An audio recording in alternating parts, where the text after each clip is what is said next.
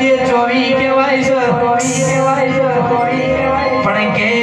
વાઘેલા પછી મોણ ભેગો થાય તો પછી વરનો કજિયો મટી જાય પછી મો પાછા દેવી કોચ ઉમેરું એટલે તેની ગણતરી ના હોય પણ ધીમો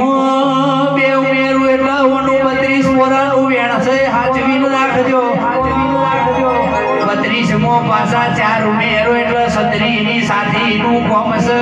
એ ખટોણાઓને રોકન જાલતી નહીં મરજન મિલતી નહીં મારી વેળાની મેલડી તો મરજના ઘેર હોય રોકના ઘેરીનું કોઈ ના થાય તો રોકન ના ચાલે કોઈ દાડો 36 મો પાછા 4 ઉમેરો એટલે 40 શેરનું વેણ કહેવાય છે 40 મો પાછા 12 ઉમેરજો એટલે 52 પેઢીના ઓગણાયા ઓગણ પડી જાય કોઈનાથી નહીં ઉખડ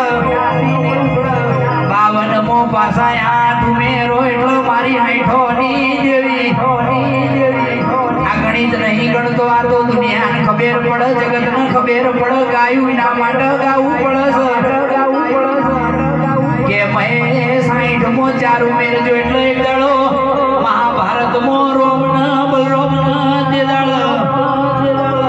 બલરામનો એ દાડો કોણ વાજવી મો 64 ટેપો પડ્યો તો એમાંથી જોગણી પેદા થઈ એ દાડની 64 જોગણી કેવાણી 64 મો 8 ઉમેરો એટલે દરેક મોનવીના કોઠો 72 નો કોઠો કહેવાય અમીનો એ કોઠો અમીનો કોઈ દાડો ના જાય દેવી એવી તમે ઓર રાખો ને 72 મો પાછા 8 ઉમેરો એટલે 80,000 વલિયાનો પાટણમો મળી 80 મો પાછા એ બળવંતસિંહ 12 ઉમેરો એટલે 90 લાખનો માળવો કહેવાય છે ઈમો કાળા મોથાનો મેરડી મોનવી છે તારા જીવના આસરે જીવી રહ્યો છે મારી વેળાની દેવી પણ 92 મો પાછા 8 ઉમેરો એટલે 40 સદી તો કરમવાળા ન મળશે આયુષ ટૂંકું થઈ ગયું છે પણ હોમો પાછા 8 ઉમેરો એટલે 108 મણકાની માળા એ તો જેના લાલ મેલી હોય ભજી એક દુનિયાના ભજી એક મારી વેળાની દેવી એ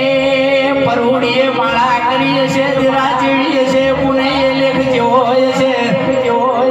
108 મણકાની તારી માળા કરી છે ગુજરાત ગૌરાયું છે પાવળિયા વગા